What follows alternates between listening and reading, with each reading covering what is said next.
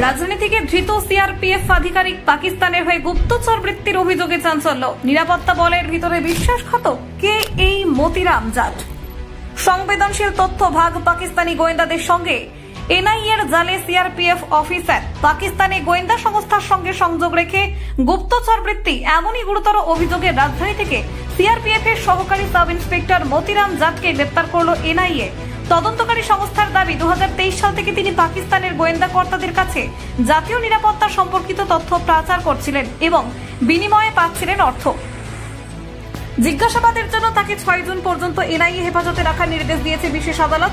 CRPF এর তরফে জানানো হয়েছে 21 মে থেকে জাটকে বরখাস্ত করা হয়েছে। তার সোশ্যাল মিডিয়া কার্যকলাপের উপর দীর্ঘদিন নজরদারি চালানোর পরেই কেন্দ্রীয় সংস্থার তদন্তের আওতায় আনা হয় তাকে। অভিযোগ, তিনি নিয়ম প্রটোকল ভেঙে একাধিক তথ্য পাচার করেছেন। এনআইএ এখন সেই উৎস, পদ্ধতি এবং আর কোনো যোগাযোগ ছিল কিনা সেটাই খতিয়ে দেখছে।